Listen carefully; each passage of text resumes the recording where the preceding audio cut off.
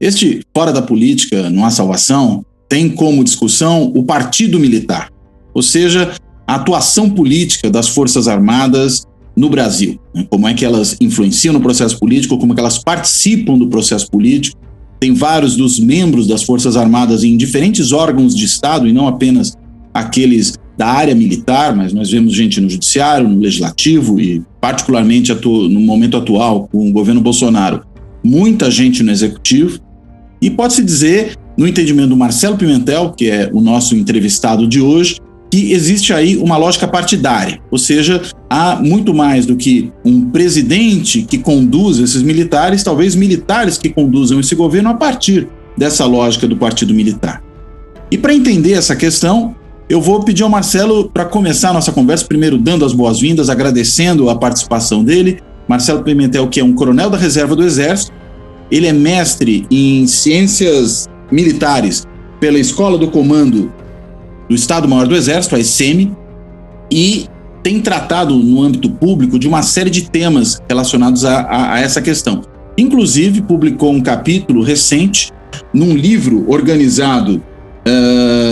onde que está aqui o livro? Opa, aqui nas minhas anotações. No livro organizado pelo João Roberto Martins Filho, o livro chamado Os Militares e a Crise Brasileira, e o capítulo do Marcelo é A Palavra Convence e o Exemplo Arrasta. Recomendo que as pessoas leiam ali, ele trata de uma série de questões atinentes a esse problema. Mas, sem maiores delongas, então, retomando, dou as boas-vindas ao Marcelo, agradeço e peço, Marcelo, explica para nós aqui o que é esse partido militar. Obrigado, Cláudio, pelo convite de participar do debate. Antes de responder a sua pergunta de forma muito objetiva, eu devo esclarecer que as manifestações de minha opinião, do meu pensamento, aqui nesse programa, estão amparadas pela Lei 7.524, de 1986, que confere ao militar da reserva o direito à sua livre expressão em temas de natureza política, ideológica, histórica e de interesse público, independentemente dos regulamentos disciplinares. Então, feito esse esclarecimento, certa vez, Cláudio, em 2019, quando o governo estava se montando, né, iniciávamos aí a observação sobre o governo, eu fui descrever a um tenente da ativa, da minha convivência social, né, tenho muitos parentes que são militares, fui descrever onde estavam posicionados os oficiais da minha geração, especialmente generais e coronéis com quem eu convivi ao longo de boa parte da minha carreira. E depois de descrever a situação, o tenente, de forma muito singela, se dirigiu a mim, concordando, coronel, disse mais ou menos assim, coronel, realmente, a gente verifica que houve um aparelhamento do governo. Mas o outro lado, quando governava, fez a mesma coisa. De imediato, eu não percebi a sutileza desse ato falho. Depois eu percebi que ele, tenente, jovem tenente, ainda na ativa, começando a carreira, já se via como pertencente ou tendo que pertencer a um lado em termos políticos ou governamentais, pela posição de generais e coronéis que até outro dia comandavam tropas e assumiam e exerciam funções destacadas da estrutura hierárquica.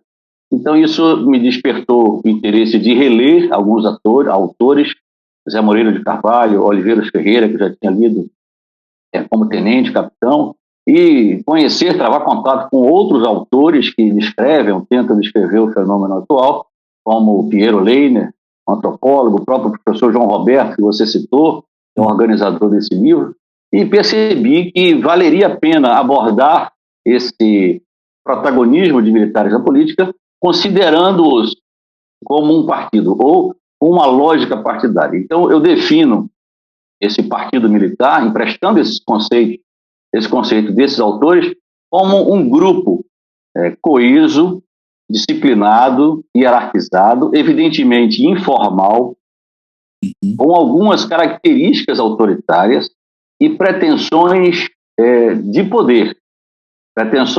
poder político, até de natureza hegemônica, e é dirigido por grande parte dos generais formados nos anos 70 na Academia Militar das Agulhas Negras, que são, não por acaso, esses que conhecemos de cor nome e sobrenome, mesmo que o nosso país não esteja vivendo nenhuma situação bélica, nem como uma ameaça remota, né?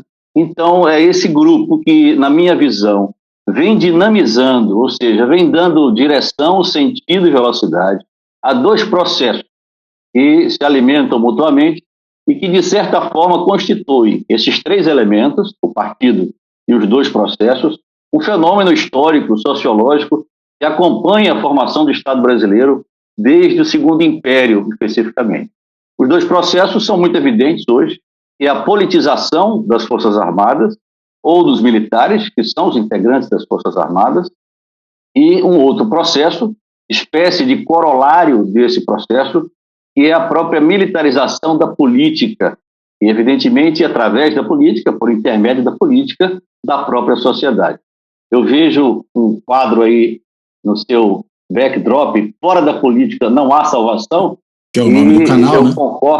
concordo especialmente com esse resumo, porque o que nós estamos vendo é um protagonismo político, na minha opinião, indevido, anacrônico e impróprio de militares, muito além daquilo que é normal para militares de forças armadas de países democráticos e livres, que é normal exercer nas épocas eleitorais, na manifestação individual do seu pensamento, mas não como esse grupo político bastante evidente, que já está no poder, né?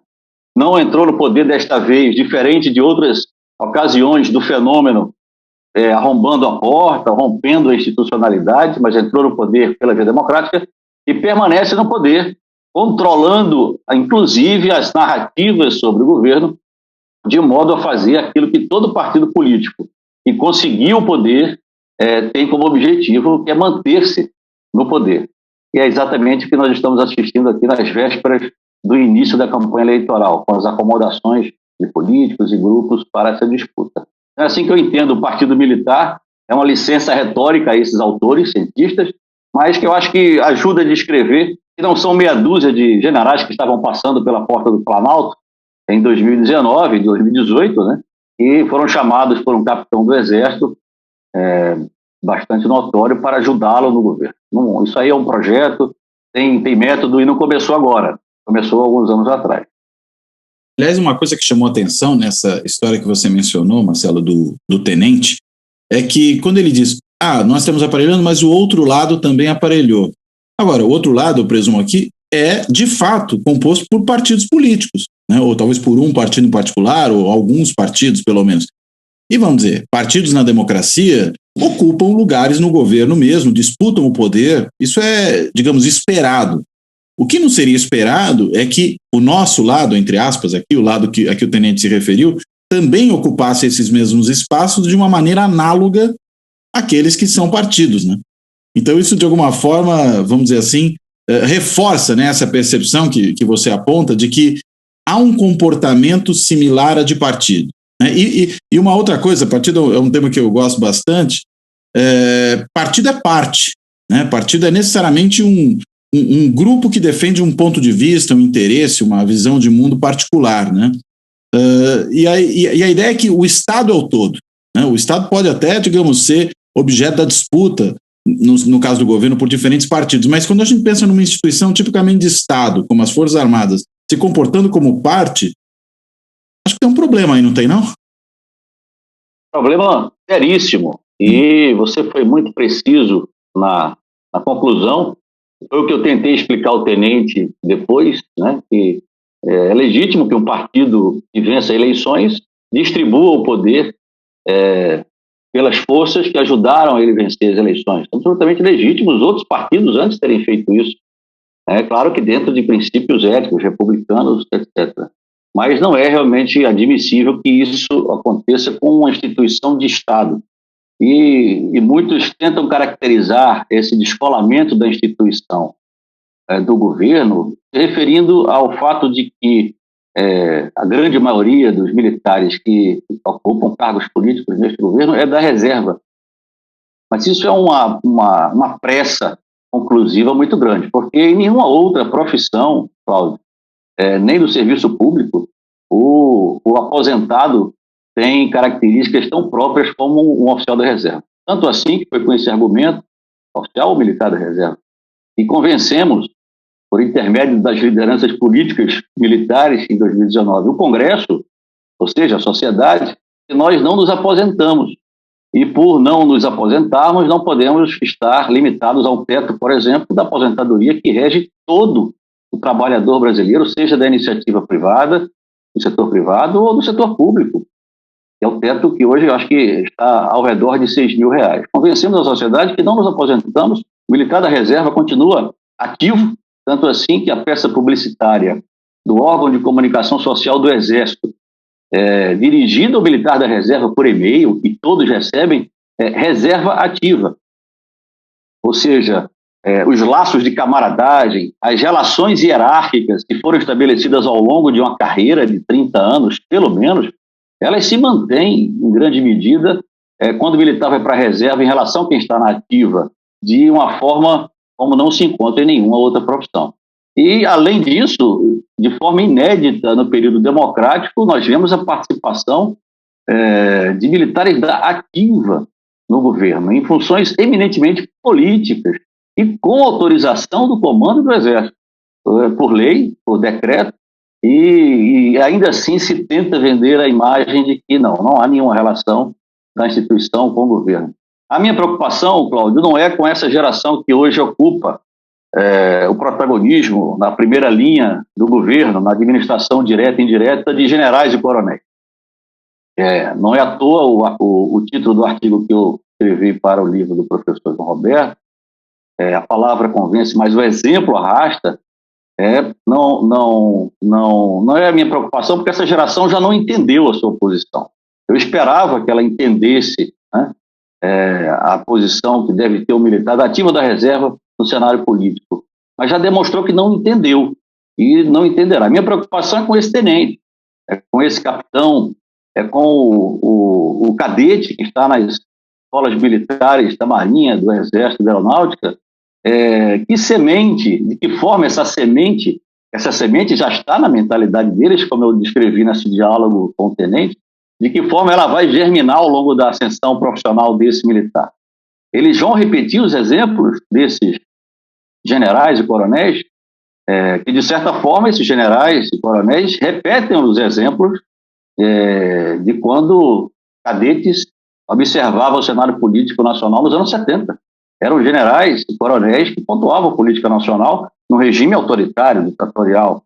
Dessa vez, o regime não é ditatorial nem autoritário ainda, embora haja bastante evidência e indício de que pode se tornar, mas é a mesma concepção. Esse jovem tenente cadete está vendo a cúpula hierárquica das Forças Armadas protagonizando politicamente o governo do Brasil e de que forma eles vão ascender profissionalmente. Se esse processo não for interrompidos agora, Paulo, e não forem regredidos, não basta interromper, eles têm que ser regredidos, a politização dos militares, a militarização da política, provavelmente, daqui a 20, 30 anos, quando houver crises, e sempre as haverá, a crise é própria do regime democrático, há sistemas parlamentaristas que resolvem isso com mais naturalidade, os presidencialistas com outras características, mas a crise é permanente.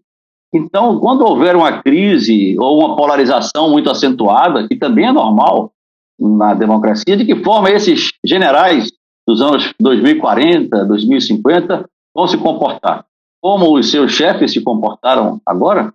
Isso é muito perigoso, porque, como eu disse, é anacrônico, não faz mais sentido em pleno século XXI, com a construção do Estado Democrático de Direito, fundado na Constituição Federal de 88, e militares exerçam esse papel. E a culpa não é da Constituição, do artigo 142, que estaria mal redigido.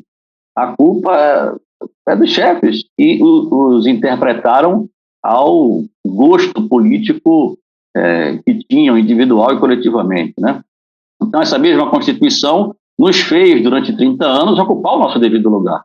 Então, não pode ser alegada que é ela culpada pela nossa saída do nosso devido lugar, do outro lado da muralha da política, né? Ou em outro nível da política, que é uma sustentação, uma garantia dos poderes constitucionais, como previsto na Constituição, de uma forma genérica, como último recurso a ser acionado pelos poderes constitucionais, né?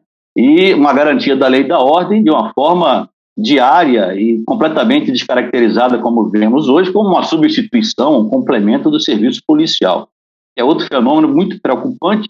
A cada vez mais eu vejo forças armadas parecidas com polícia, pela sua atuação, e polícias, órgãos de segurança pública, de forma geral, parecidas com forças armadas pelas suas atuações.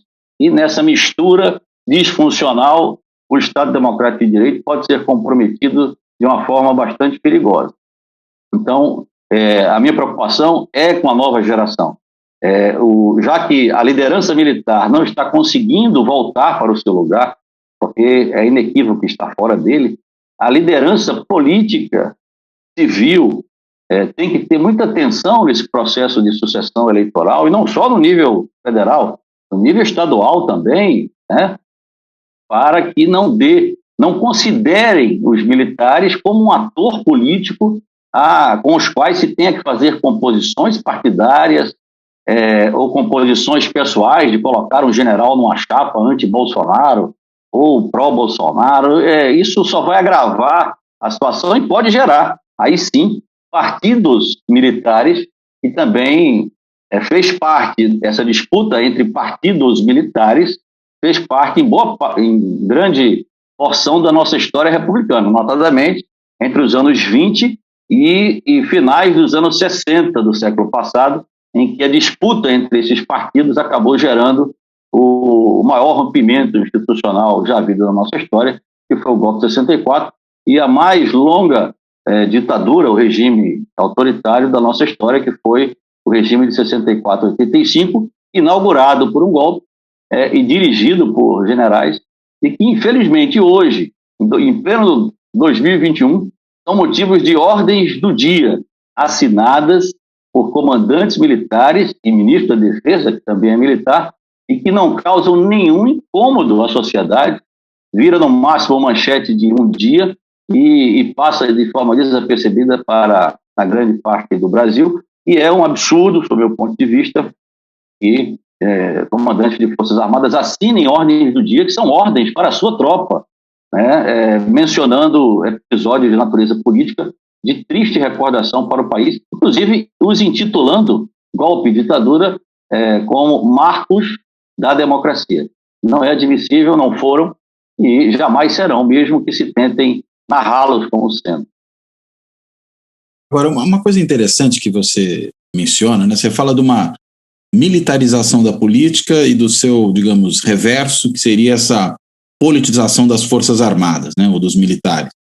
É interessante porque, quando você mencionou isso, na hora eu pensei num paralelo que tem sido muito comum, não o paralelo, né, mas na verdade a menção que permite estabelecer esse paralelo, ao que se fala de politização da justiça e judicialização da política. Quando a gente fala do judiciário, do Ministério Público, está falando também de carreiras de Estado, só podem ser realmente carreiras de Estado, estamos falando inclusive de um poder, quando se fala de judiciário, e que supostamente também não tomaria partido, né? Não faria política de natureza partidária, não teria uma agenda própria de natureza partidária. E pelo que você aponta, quer dizer, a gente tem uma semelhança muito grande entre essa militarização da política com a judicialização da política e essa politização da justiça com a politização das Forças Armadas, né? Só que parece que o fenômeno da ação dos militares é, inclusive, ele deita raízes muito mais antigas e mais profundas, né, na sociedade brasileira. O fenômeno da politização da justiça parece uma coisa mais da redemocratização, que vem de lá para cá, a Constituição de 88, reforço do papel do Ministério Público. Enquanto esse outro não, né? Esse outro tem uma expressão mais antiga. Até acho que foi, se não me engano, o professor Luiz Werneck Viana, que há um tempo atrás se referiu aos membros do Ministério Público e mesmo alguns juízes como tenentes togados, né, ou novos tenentes, como se fosse um novo tenentismo. Né? Você enxerga realmente também essa similaridade entre a maneira como essas duas, ou três, até se a gente considera Ministério Público e Judiciário separados, né, três carreiras de Estado se comportam e interferem na política? De certa forma, seria até fácil dizer que eu concordo, mas eu não concordo, não. Há uma diferença, há uma diferença fundamental.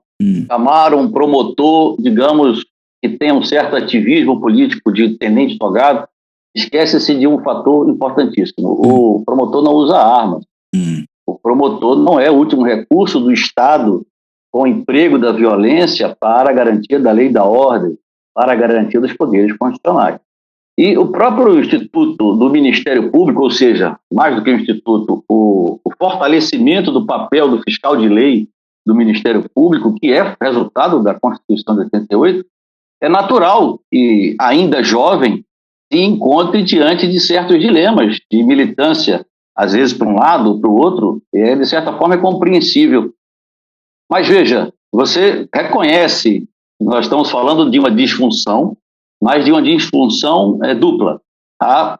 Pode haver militância, vamos falar do Ministério Público, para um lado político ou para o outro. No Partido Militar, não há nem isso, porque a estrutura disciplinar, a estrutura hierárquica que abrange a vida do militar na ativa e na reserva é diferente de um promotor aposentado, que ele é absolutamente livre e não está sujeito aos estatutos do Ministério Público, por exemplo. Mas o mesmo vale para a magistratura. O militar ele está sujeito. Então, o militar da reserva que possa incomodar, digamos, o governo militar, porque é assim que eu chamo, o governo que o presidente é capitão do Exército, o vice é general e há milhares de militares em primeira linha, o militar da reserva pode ser alvo, inclusive, de um enquadramento, de uma intimidação, de uma censura, e muitas vezes não é vista pela sociedade, né, que está vendo agora somente quando jornalistas, professores de universidade começam a ser até enquadrados em lei da segurança nacional, mas é exatamente essa a diferença. Então eu percebo que pode haver sim uma militância, é resultado da juventude dessas instituições, que é exatamente o que torna anacrônico que os militares desta vez se apresentem com os mesmos argumentos de vezes históricas passadas como poder moderador, com todas as aspas, para dirimir as crises da sociedade. Nas épocas em que isso aconteceu, não é que as esteja justificando, muito pelo contrário, mas eu encontro nessas participações a fraqueza das instituições, a fraqueza de um judiciário, a praticamente inexistência de um Ministério Público atuante, e exatamente nesse vácuo de poder, os militares surgiram de forma natural, se podemos usar essa expressão, na falta de uma melhor, como os mediadores dos conflitos. Mas desta vez, nós temos instituições muito mais sólidas e que têm exatamente a função de mediar conflitos, que é exatamente o sistema judiciário brasileiro mais amadurecido, mais capilarizado, com uma militância aqui ou ali, mas sempre militâncias que acabam se equilibrando, se as houver, mas onde o centro institucional prevalece. Porque é com assuntos sensíveis e políticos que o STF lida, né? Não há como reclamar, o STF está politizado. Sim, as demandas políticas são levadas ao STF, as decisões do STF, por mais centrais e imparciais que sejam, beneficiará um lado em detrimento de outro lado. É da natureza do STF, mas não é da natureza de Força Armada fazer isso.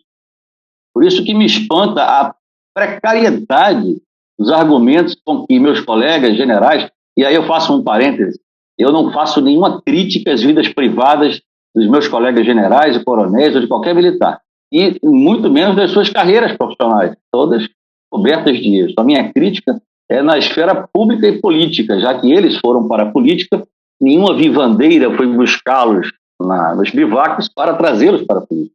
Nenhum está obrigado a aceitar um cargo fora da estrutura de defesa. Então, é um argumento precário dizer que os militares vieram porque a sociedade estava polarizada, à esquerda e à direita, e viemos para moderar ou para encontrar uma solução. Não é papel das Forças Armadas fazer isso no século XXI, com o STF, com o STJ, com os tribunais intermediários e com um sistema judiciário tão avançado como o nosso, com a promotoria tão atuante que chega às vezes até a atuar demais, até em termos políticos. Mas não dizer que viemos superar polarizações não é nosso dever, não é nosso, e a nossa tradição histórica de fazê-lo nunca gerou um legado muito positivo. Inclusive, é uma questão geracional, Cláudio. de certa forma, a minha geração, eu fui formado na mãe em 87, ingressei no Exército em 81, 2 meses antes da bomba do Rio Centro. E foi em abril de 81, eu ingressei em fevereiro, 14 de fevereiro de 81, com 14 anos de idade. De certa forma, na redemocratização, e era natural, até pela forma como ela aconteceu, né, a minha geração, digamos, pagou o pato, inicialmente, daqueles 21 anos de regime autoritário. Não a ponto desse revanchismo que se criou na mentalidade, ou que se tenta criar na mentalidade do militar atualmente, de que as esquerdas ou a política tentou um revanchismo contra nós. Não. Mas a nossa geração, a minha geração, pagou esse pato. Será que a geração desse tenente, que se sente fazendo parte de um grupo político militar, não vai pagar o pato quando isso passar? Porque isso vai passar. De uma forma não traumática ou de uma forma traumática, isso vai passar. E será que não vai ser essa geração que vai ser responsabilizada? Mais uma vez, por isso que eu digo, quando o Coronel Usta estava lá na Comissão Nacional da Verdade, já bastante idoso, e bateu na mesa dizendo que quem tinha que estar ali era o Exército Brasileiro, tirando considerações sobre o passado do Coronel Usta, ou o que ele combateu e por que combateu, ele estava certo. É exatamente a falta da responsabilização dos generais, dos líderes, dos chefes, que faz com que as gerações tenham a sensação de que elas estão pagando o pato por excessos da de outrora. Então, é isso que me preocupa. Essa militância não pode haver, não deve haver, mas eu tenho desesperança que a atual geração de líderes militares perceba isso. Porque, às vezes, eu penso, ou eles estão fazendo parte de um grande plano de dissimulação política, e eu não descarto isso, usando o presidente como aquele a ser odiado, enquanto vão estabelecendo ramificações e conhecendo mais o poder, a ponto de se manter neles, até mesmo pela oposição de frente ampla, ou é um auto-engano tremendo, achar que estão fazendo sucesso. Mesmo que o governo estivesse às mil maravilhas, Cláudio, tivesse um desempenho excepcional, o Brasil fosse o campeão de não mortes na pandemia, a economia estivesse muito bem, as instituições, uma maravilha, mesmo assim seria indevido, seria impróprio o protagonismo de militares no cenário político nacional. E a gente não precisa ir muito longe, não. Basta ver o nosso vizinho latino-americano, como é que as Forças Armadas se relacionam com a política. Não é como nós estamos fazendo agora. Se tiver dúvida, veja como o nosso vizinho norte-americano, me refiro aos Estados Unidos, lida com a questão da participação do militar na política doméstica. O problema que foi um general aparecer numa foto com o presidente Trump, num evento político, teve que se desculpar, teve que pedir perdão à corporação e à sociedade. Então, é preciso que, inclusive, essas instituições que você citou, do judiciário, os fiscais da lei, porque existe o Ministério Público Militar também, E eu, às vezes, sinto que o Ministério Público Militar podia ser mais atuante exatamente nesse aspecto da institucionalidade, da posição institucional dos militares, e me refiro especialmente aos militares das Forças Armadas, Paulo. Agora, uma coisa muito interessante que se aponta no seu capítulo do livro, você começa fazendo menção a algumas datas significativas, a saída do Figueiredo e depois, enfim, vem para 2016, depois chega 2020.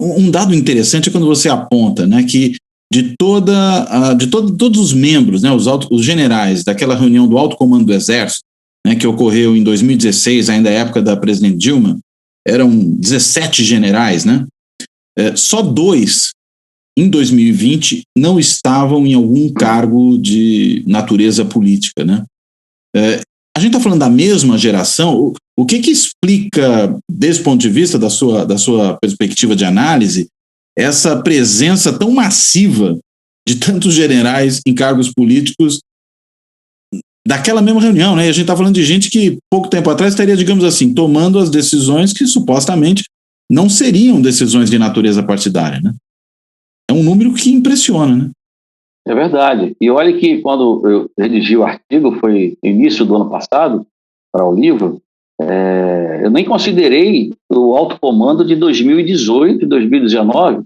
já que havia 2 generais da ativa do alto comando que exerciam os 2 principais cargos políticos do governo. O general Ramos, que era da ativa até julho do ano passado, que era desde 2019, desde julho de 2019, ele era o coordenador político, o interlocutor político do governo com os parlamentos, né? E o general Braga Neto, que era o chefe do Estado-Maior do Exército, ou seja, o 02 do Exército, no início do ano passado, e de um dia para o outro passou a ser o ministro da Casa Civil, que é o coordenador das políticas setoriais do governo, e as enfecha todas na política governamental. 2 generais da ativa do alto comando. Então, quando eu citei na introdução do livro o general Figueiredo, foi para dizer que em 85, pela porta dos fundos do Palácio do Planalto, ele saiu da política e, digamos, arrastou os militares para fora da política. Isso? E a partir dali, o Exército e a política, as Forças Armadas, estabeleceram um movimento de afastamento recíproco, consolidado na Constituição de 88. E assim foi, até meados de 2015. E houve percalços para esse afastamento. Um deles foi a própria figura do capitão Bolsonaro em 86, quando ele, de forma desleal com o seu comandante de unidade, escreveu um artigo político para a revista Veja, foi publicado e recebeu 15 dias de prisão. E, a partir daí, se deteriorou a sua vida disciplinar nos 2 anos seguintes, a ponto dele ser condenado no Tribunal de Honra do Exército, por unanimidade de 3 coronéis, como passível de ser considerado indigno ao oficialato e perder posto e patente. Decisão que foi reformada num STM, conformado ainda em sua maioria por generais nomeados durante a ditadura. Então, é evidente que esses exemplos serviram para ilustrar, e da reunião do alto comando de fevereiro de 2016, que era, digamos, o cerne daquele processo de impeachment, né? As ruas já tinham se manifestado, a política estava conduzindo o processo, e numa das reuniões, eu estava servindo por ali e participei de algumas, daqueles 17 generais que compõem o alto comando do Exército, né? São 16, 4 por cada turma de AMAN, ou seja, ali estão presentes 4 turmas de AMAN. E naquela de fevereiro, era exatamente a turma de 77, e a turma do capitão Bolsonaro era mais moderna, tinha 78, 77, 76, 75 e 74, e era o mais antigo, o general Etchegóin, né? O mais moderno era o general Barcelos, da turma de 77. E as reuniões são presididas pelo comandante do Exército, da turma de 73, Vilas Boas. Daqueles 17, 15 estavam ou estiveram até 2020 em cargos governamentais. E a maioria deles ainda está, né? Então foi para caracterizar que há um governo militar e que foi a cúpula que decidiu ocupar. E a partir daí, um vai chamando o outro. O general chama de 4 estrelas, chama o general de 3, chama o general de 2, que chama os coronéis da reserva, né? Até o caso em que se militarizou o Ministério da Saúde, Cláudio, um general da ativa de 3 estrelas e 15 oficiais da ativa do Exército Brasileiro, com a licença do comandante do Exército, o general Léo Pujol, e na minha opinião, encenação, em março desse ano, foi demitido, se demitiu, para dar a entender que reagia à politização do Exército, quando ele e o general Fernando, ministro da Defesa, foram responsáveis, se não por autorizar, porque é um detalhe de portaria que precisaria de um tempo para explicar, se não por autorizar, pelo menos por dar parecer negativo. Mesmo que caiba o presidente nomear, cabe ao comandante do Exército dizer que aquela nomeação pretendida, ela não é interessante por isso, por aquilo, para associar a imagem, etc. e tal. E cadê esse parecer? Qual foi o parecer dele? Foi negativo mesmo? Ou foi positivo? Se foi positivo, como ele pode ser vendido como defensor contra a tentativa de interferência do presidente? Então é essa cúpula que tomou a decisão de participar da política e continua participando da política. E o militar se sente parte desse grupo. Quando eu descrevo o partido militar, esse fenômeno, né, esse grupo, Existe um elemento que é fundamental em qualquer partido, Cláudio, que é a base eleitoral e militante. Os bons partidos consistentes têm uma base eleitoral que identificam a sua vida em relação aos valores do partido e militante. E as Forças Armadas foram usadas por esse grupo dirigente do Partido Militar como núcleo, né, dessa base eleitoral e militante.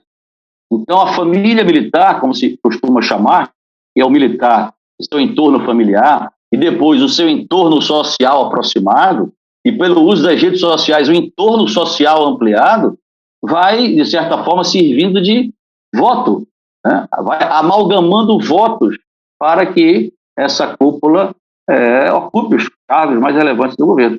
É muito negativo, porque identifica até o garotinho, o filho do sargento João, que vai fazer 16 anos, ele vai votar no militar. E não é só para presidente, Cláudio. Nas próximas eleições, haverá uma profusão de candidatos militares da ativa e da reserva concorrendo a todos os cargos.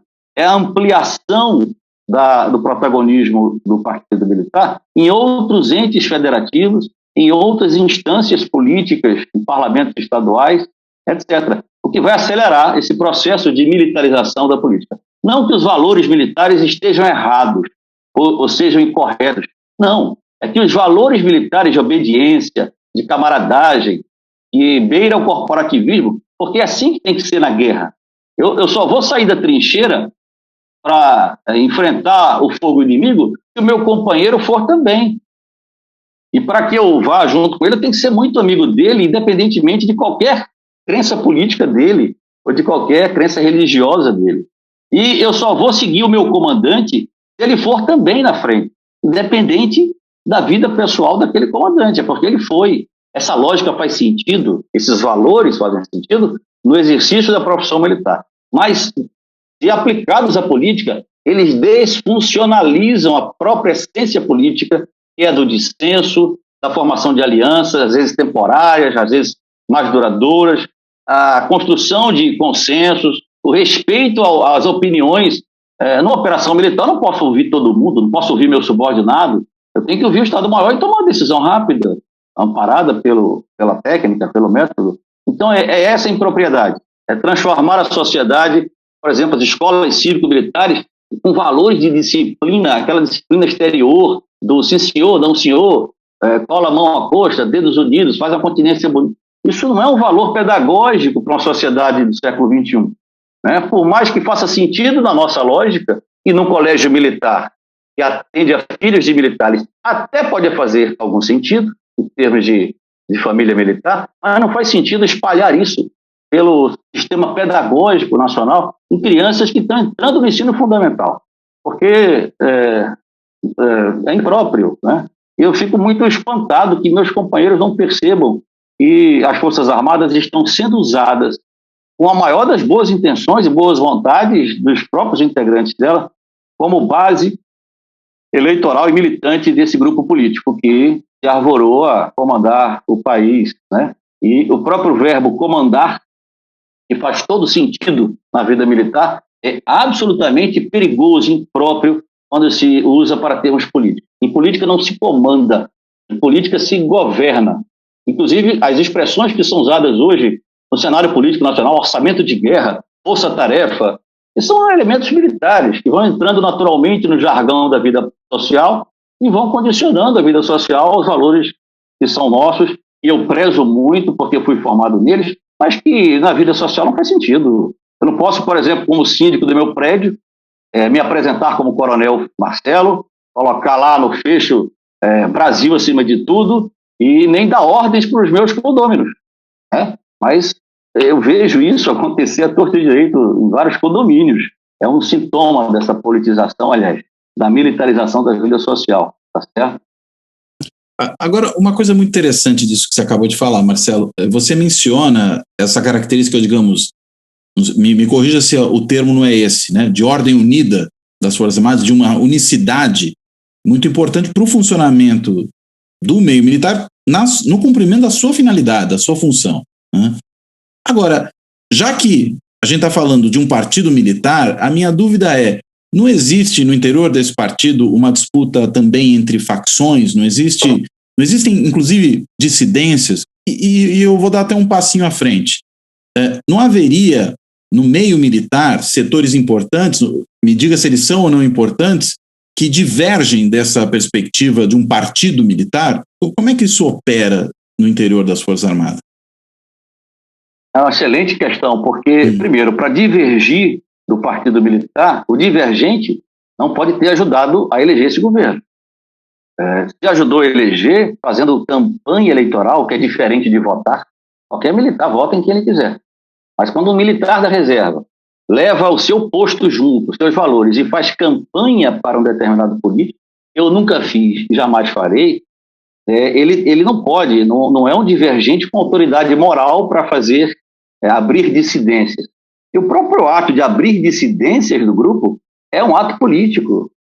Né? Todos os partidos políticos, até os mais consistentes e até os mais autoritários, de regimes totalitários, eles têm suas dissidências.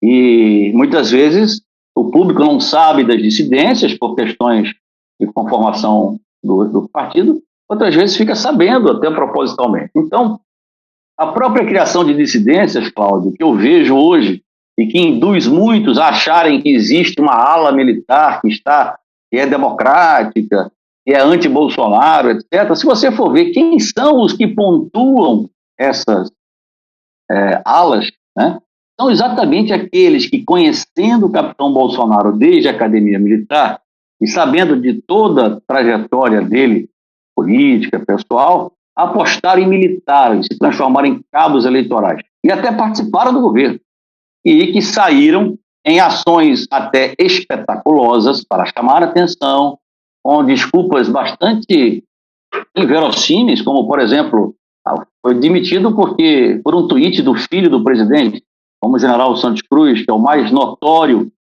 dissidente do Partido Militar, ou outra corrente dentro desse grupo, costuma vender, que foi o primeiro caso de humilhação, né? O que se tem impressão na sociedade hoje é que Bolsonaro resolveu se vingar do Exército e humilhar os generais, como se algum deles tivesse sido obrigado a tomar decisões que só cabem a eles, pessoalmente, né? Então, as pessoas estão comprando essa ideia de que o Exército está se humilhando. Como o último fato agora, compraram a ideia, e nisso eu responsabilizo a imprensa brasileira.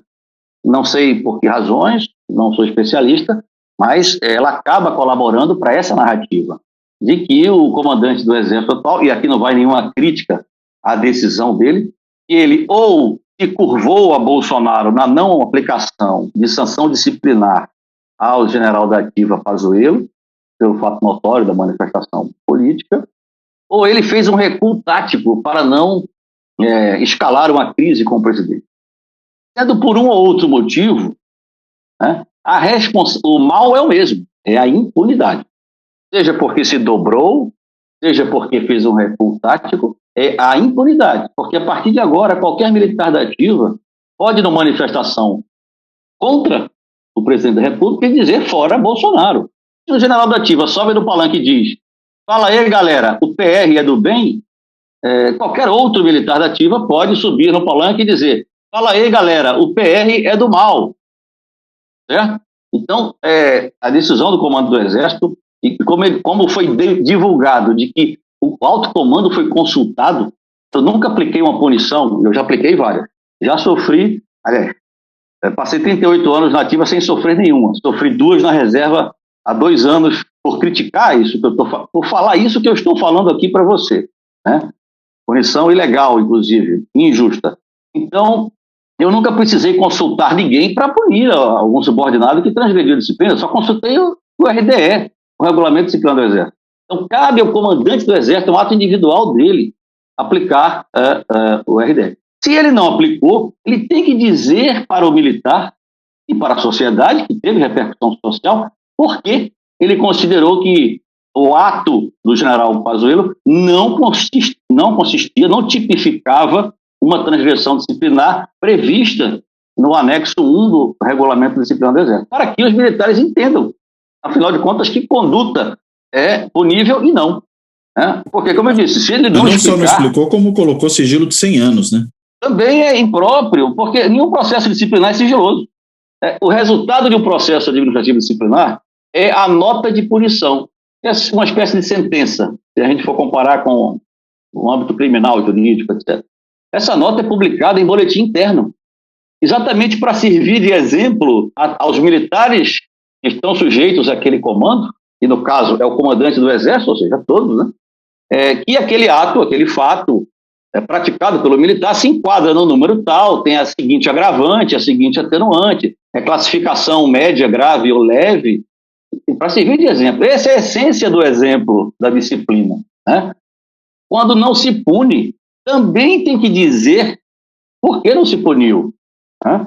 Então, colocar sigilo em 100 anos, olha, é absurdo isso. E eu fico estarrecido que a imprensa nacional não vai ao comandante do Exército, não é o Bolsonaro, o general Ramos, ao ministro da Defesa, porque não cabe a eles punir. É o comandante do Exército, é a última instância de um processo administrativo disciplinar. O presidente não pode anular punição disciplinar. O ministro da Defesa não pode, a lei não permite. E aí insistem em ficar ouvindo esses, se passando a impressão de que o presidente deu ordem. Não. Como tem um comandante, ele vai ter o maior prazer de, diante de microfones, de uma entrevista coletiva, a gente é treinado para isso também. A gente faz media training para comandar, né? Porque decisões de comandante têm repercussões. Se essas repercussões são de interesse público, a imprensa que faz um serviço de interesse público tem que perguntar e ele dizer, não punir, por que isso, por que aquilo. Sim, então entendi. Então agora eu sei o que é que pode e o que é que não pode. Mas o que é que parece, Cláudio, para a sociedade? Ele não foi punido porque ele apoia o governo. O militar, o tenente, o soldado, o recruta, o sargento, o coronel, eu, na ativa, na reserva, entendeu isso. Está certo isso? Não caracteriza um partido militar, uma parte, como você diz, só vale... E o meu caso pessoal é emblemático. E, do ponto de vista pessoal, é de causar indignação a mim até hoje. Eu fui punido exatamente porque critiquei a politização do Exército, em 2019, em abril, com a participação de militares da ativa no governo e com a quantidade enorme de militares da reserva no governo. Eu fui punido por quê? Porque fiz crítica ao governo.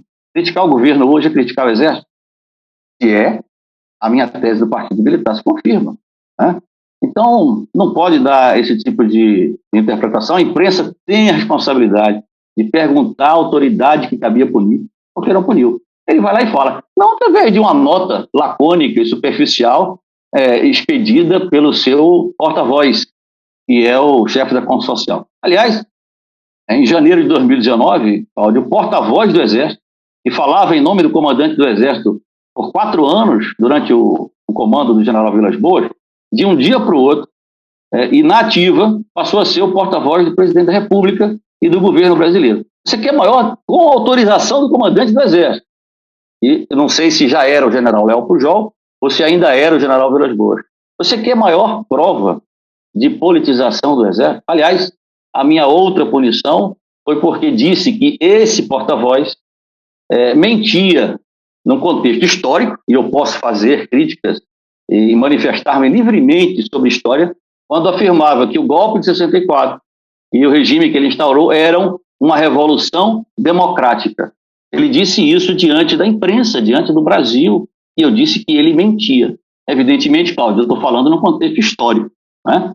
Mas foi com esse pretexto que, por cima da lei 7.524, simplesmente porque eu criticava o governo, me enquadraram em ofender um oficial da ativa, um oficial general da ativa.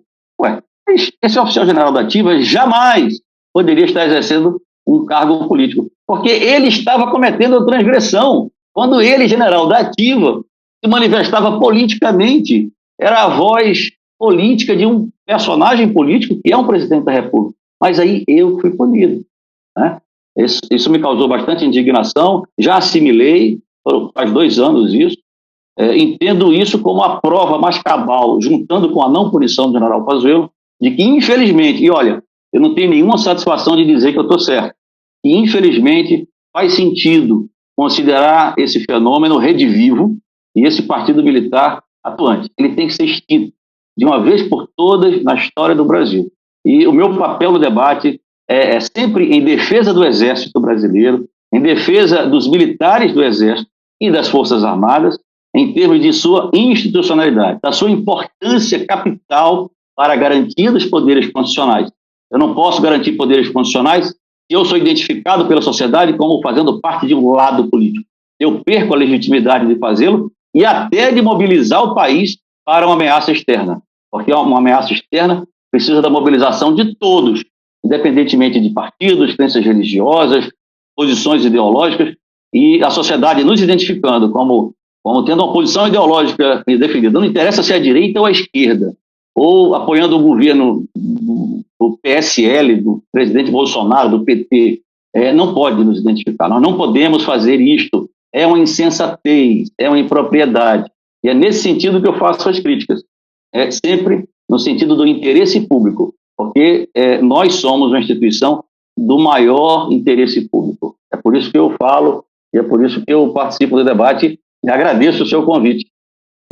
Aliás, uma coisa que você menciona no seu capítulo também é o seguinte, né? O Bolsonaro é um presidente inapetente, acho que você usa até essa expressão, e acaba, consequentemente, deixando para os generais a condução do governo.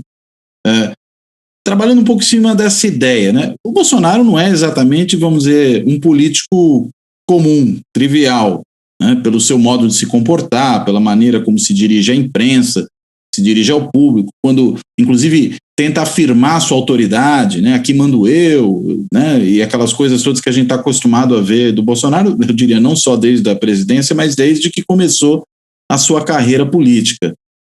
Como é que é, para uma instituição como a Exército, por mais que você tenha um partido militar, ter à frente do governo desse partido militar, ou à frente desse governo militar, como você também aponta, alguém com essas características, né? Um presidente, digamos, tão sui generis, para usar um eufemismo aqui, e que tenta definir o Bolsonaro?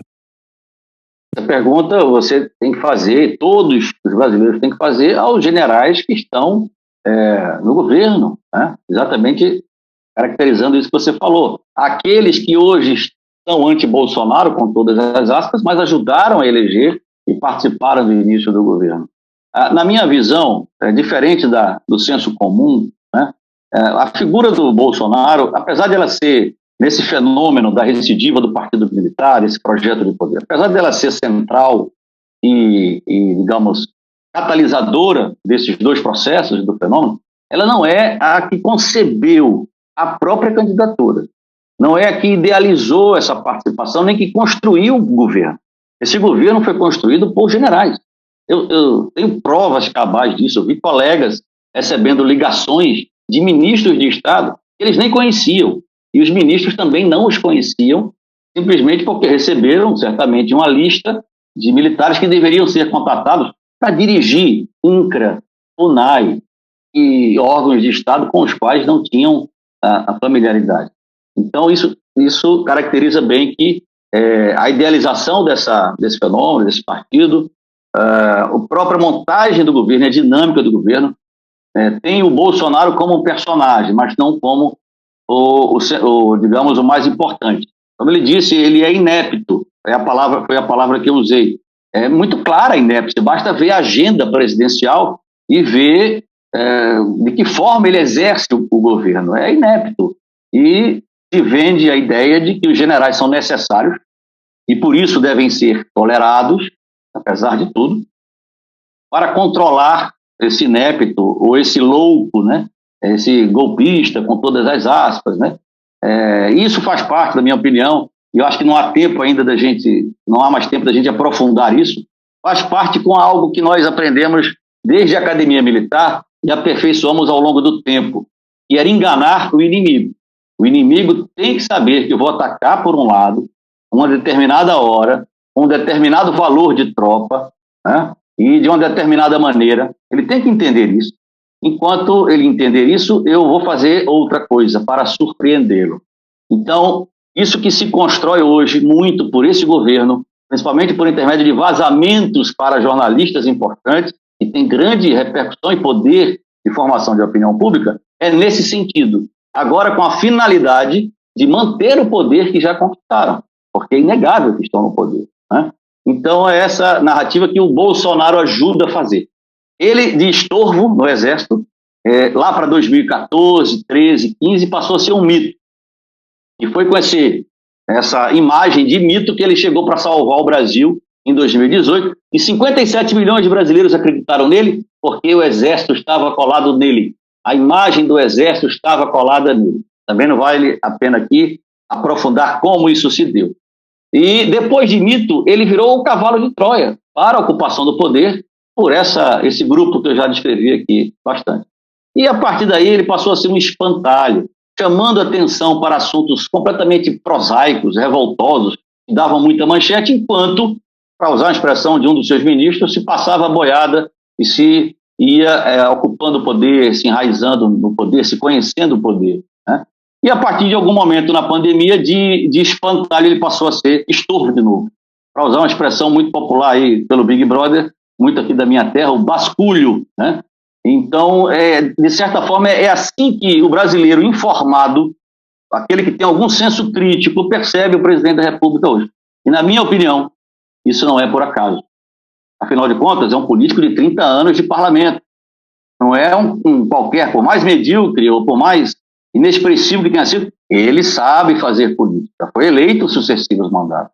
É incompreensível para mim que uma pessoa com capital político de 57 milhões, segunda maior bancada do partido na Câmara, tenha simplesmente destruído o seu partido, largado tudo para se transformar numa pessoa odiada pelos jornais.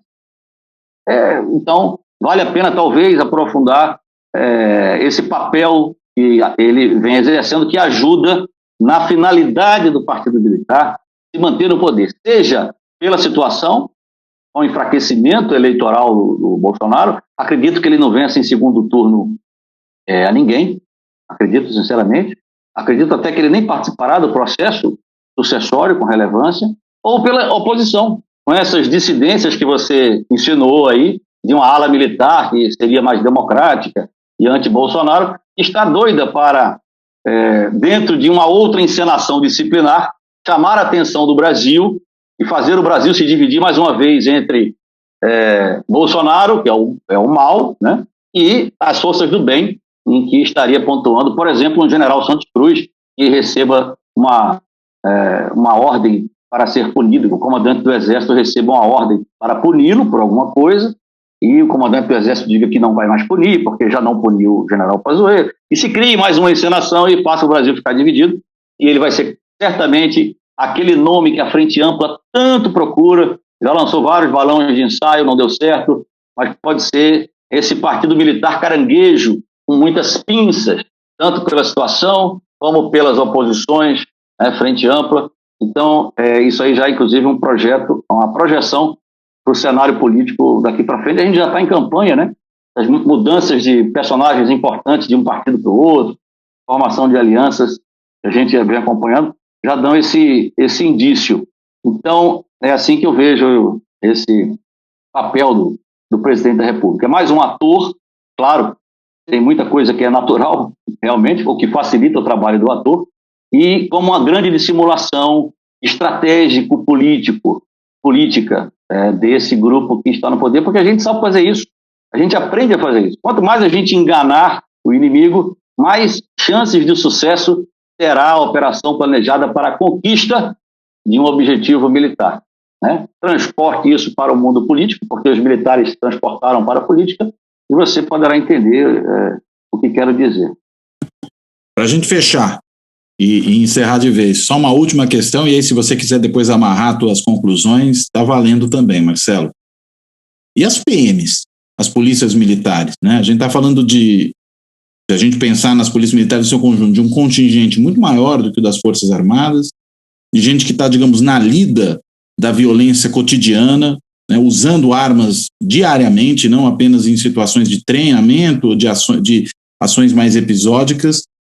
Não há um receio desse partido militar de perder o controle dessa situação para essas polícias, que inclusive são, a gente sabe, uma base eleitoral importante, aí eu não vou dizer do partido militar, mas do bolsonarismo propriamente dito? Obrigado, Cláudio. Vou tentar ser bem breve. Teria que fazer um outro programa para analisar a política. Eu fico muito receio de empregar a expressão bolsonarismo. Parece que a gente está falando de uma ideologia concebida, formatada. Estou pensando mais como um movimento, né? Não, certo, ok. Eu entendo perfeitamente, é compreensível. Mas o que há com as polícias militares é o excesso de militarização. Não é bolsonarização, é o excesso de militarização. É o mesmo processo pelo qual passa a política. E a Polícia Militar, como uma instituição da sociedade para a função de segurança pública, também passa pelo mesmo processo de militarização que vem sendo dinamizado pelo Partido Militar. E é a participação, inclusive, de PMs no cenário político, em parlamentos, em governos, não só como secretário de segurança, mas em governos executivos. Isso vai se ampliar, já é um fenômeno.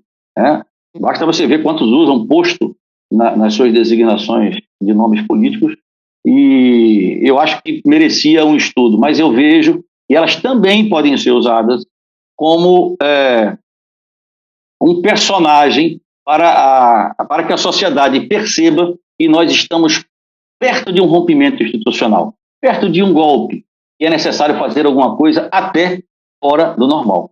E que o afastamento, por isso que eu fico com receio de empregar o bolsonarismo, e o simples afastamento do Bolsonaro, ou o seu encarceramento, digamos, político dentro do próprio governo, da sua inviabilização para a sucessão, resolveria o problema. Quando não, o problema é de fundo, o problema é fenomenológico, disso que eu trato, que é histórico, basta estudar. Eu estou recentemente lendo os 2 livros do Lira Neto, o Getúlio, já li o Getúlio, e estou lendo o Castelo, Rumo à Ditadura. Basta ler, a leitura fácil, rápida, os exemplos estão lá na história. Esse fenômeno. As polícias passaram do ponto da sua militarização. Eu não vou discutir aqui se vale a pena a polícia ser militarizada ou não, tem que ser unificada, é outra questão, né? Mas eu acho que elas são também, ao mesmo tempo que são alvos desse processo, elas também estão sendo usadas e podem ser usadas na criação dessas percepções de que o risco de motim justificaria o afastamento do presidente, ou pelo impeachment, ou por uma renúncia que vai ser vazada, como se os militares tivessem convencido, né? E aí faria muito bem para a narrativa de que 64 não foi golpe, que foi um contragolpe, de um golpe que estava planejado, e que os militares salvaram o Brasil da extrema esquerda. E agora os militares afastando o Bolsonaro, claro, não vai ser assintosamente, uma renúncia, vazando que foram generais que convenceram, já está adequado. E foram eles que evitaram que o Brasil tivesse um golpe de extrema direita. Eu vejo isso como uma narrativa, meu caro Cláudio. Eu sei que não é senso comum, muitos vão empichar isso a uma teoria conspiratória. Eu gostaria tanto que fosse uma teoria conspiratória, porque o que sobra disso são esses generais iguais ao Bolsonaro, cúmplices de Bolsonaro, inclusive da maior tragédia sanitária, humanitária, mundial em um único país, que foi essa administração criminosa da pandemia no país, de um governo, infelizmente, eu não tenho nenhuma satisfação em dizê-lo, mas eu me sinto uma obrigação de dizê-lo para que as forças políticas entendam e façam alguma coisa. Um governo militarizado, como estamos vivendo agora. Obrigado pelo convite, Cláudio, estou à disposição, se quiser conversar mais sobre isso. Obrigado pela forma como você conduziu o nosso bate-papo.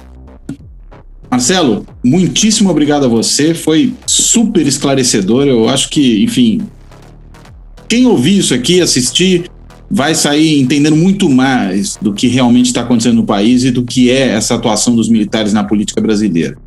Bem, e dizendo isso, reforçando o agradecimento, eu fecho por aqui, me despeço do Marcelo, me despeço de quem nos ouve nos podcasts, de quem assiste no canal do YouTube. Até a próxima.